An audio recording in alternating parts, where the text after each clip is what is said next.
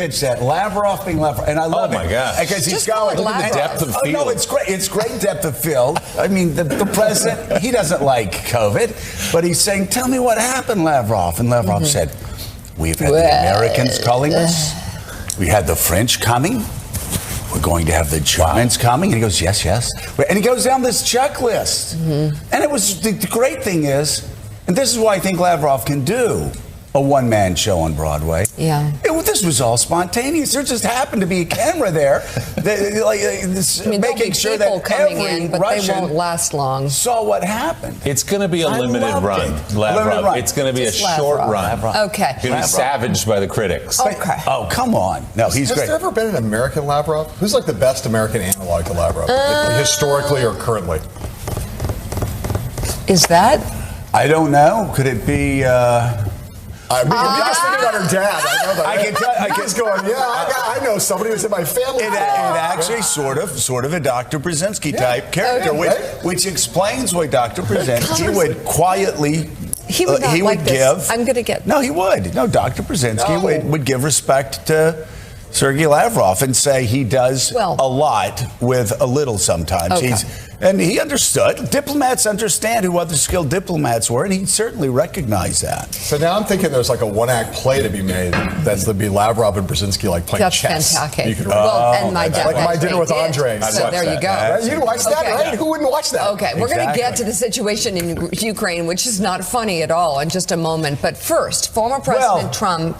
They do have a comedian as a president who yesterday said they were going to be invaded yesterday. That was incredible. Said they were going to be invaded yesterday, and then later they had to come out, Willie, with a statement saying, oh, he was being ironic. Now, you see, this is a problem when you have a comedian as your president, because you say, hey, yes, we are going to be invaded by the Russians tomorrow. A lot of you people are going to die. Your house is going to be blown up. We're all going to be slaughtered.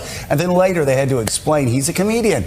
He's being ironic. Comedy's all in the timing. It is. That was poor timing for a joke. It's like a little bit of an Andy Kaufman quality. It's kind of a springtime for Hitler thing. There's a little bit of an Andy Kaufman quality to his performance. By the way, markets plunged after he said that. And he came out and said, no, I was just being ironic. I was making a commentary on the Western media, which said the invasion's coming tomorrow. The invasion's coming tomorrow. He says it's not coming on Wednesday. You Americans, as you say, chicken tongue. I mean, and perhaps going forward, Google Translate or Facebook Translate, which is where this really ran into an issue yesterday, perhaps should not be, what we're relying on when we're talking about a war between Russia and Ukraine. It was just kind of like one of those, this is where we're at here. I think maybe the Ukrainian president should be a little bit more clear. And then we would have known, that he said at actually the beginning of it, a duck, a dog, and a chair. And Big Dad Brzezinski walk into a bar. Walk into a bar. And Sergei Lavrov walked into a bar. Exactly. Oh, my God. Okay.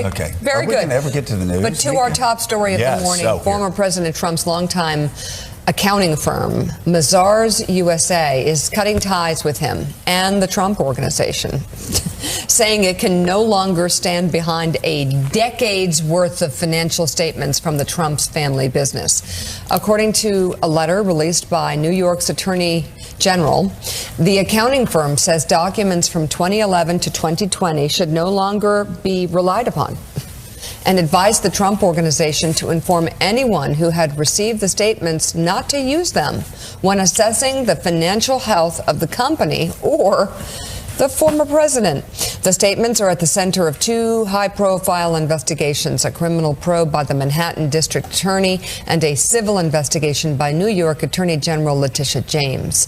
Just last month, James said investigators had uncovered evidence that the former president and his company used fraudulent or misleading valuations of its golf clubs, skyscrapers, and other properties to get loans and tax benefits. The Trump Organization responded in a statement yesterday, saying it was disappointed that Mazars had chosen to part ways, but also noted the firm hadn't found material discrepancies in Trump's financial statements. So, Tom, talk about this move.